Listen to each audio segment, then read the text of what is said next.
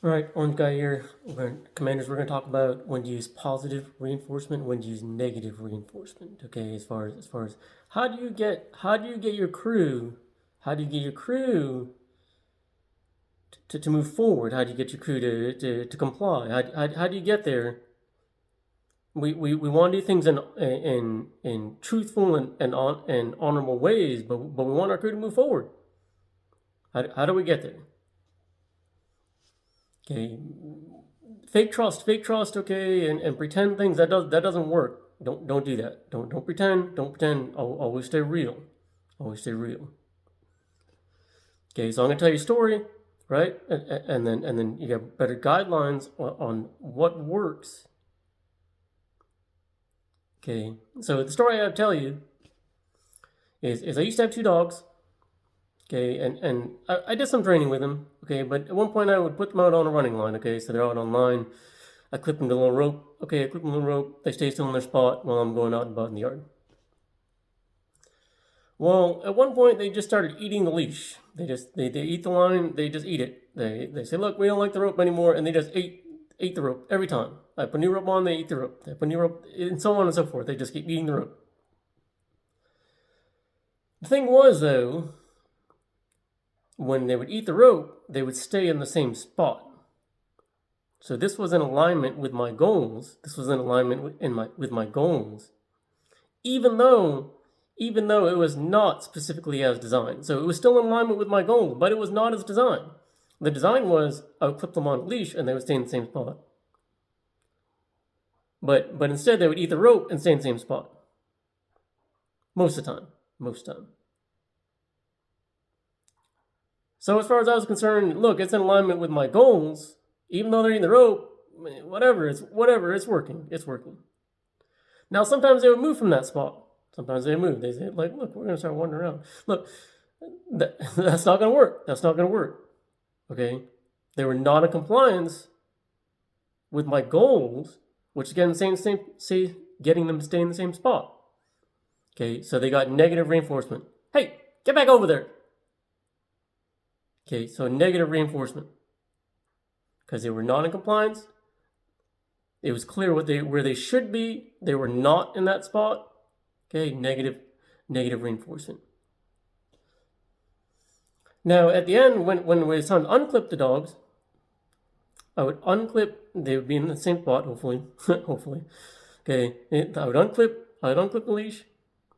That was it was cheat off. It was cheat off. It was a little clip, just dangling a rope. Okay, so I would take the leash off, put it back, and give them positive reinforcement. Okay, I would give them positive reinforcement because they stayed within alignment of my goals of getting them to stay in the same spot. So look, good dog. Pat on the head, okay, good dogs. So I was basically they kind of taught themselves to stay in a kind of an odd convoluted way. They did actually teach themselves to stay in the same spot. I only had to do a little bit of intervention in there. So how do you get your soldiers? How do you get your soldiers to comply? Okay, how do you get them to move forward? Always default. Your default mode should be positive reinforcement. You're doing better. You're doing better. Oh, this isn't maybe. Look, this isn't good. I want to see today, but look, how can? But we can do better tomorrow if I do these things right, or if we do these things. How can we do better tomorrow? So positive reinforcement of how can we do better each day. And the time negative reinforcement, like, look, you're a bunch of fuck ups. You don't do anything right. That should be when in not compliance. Okay, so they and the goals now are shut off and destroy all suppression devices. So look, you see your crew and they're like, they know what they should be doing and they're not. They deserve negative reinforcement. Like, you're a bunch of fuck ups. Okay. But if they're working towards those goals, maybe they're struggling a little bit. Maybe they could use some other tips or tricks, something. They still have earned positive reinforcement. They still have earned it. It's earned.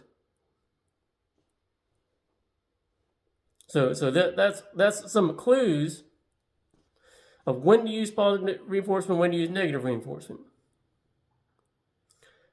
Now, why do you want to default to positive reinforcement? Why do you want to default to that? Because this will increase the efficiency of your crew. They're motivated now. They're like, look, we want to support, we want to be in line with your goals, and we want to help you. So now they're moving faster, and they want to help you. So that's beneficial.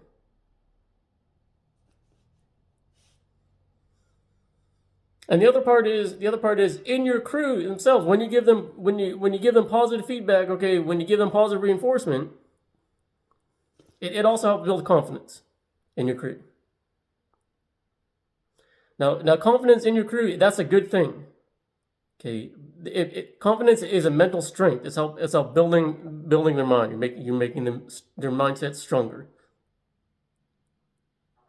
So you're building a better crew, right? You're increasing efficiency. You're building rapport. Those are all good things. Those are excellent things. That's what you want to be doing. And sometimes you're going to go with negative reinforcement. Sometimes it's going to happen. It's going to happen. Look, I got most of my crew to do it, and then other ones, look, they had to get penalized. It's going to happen. But start with positive reinforcement. Start there.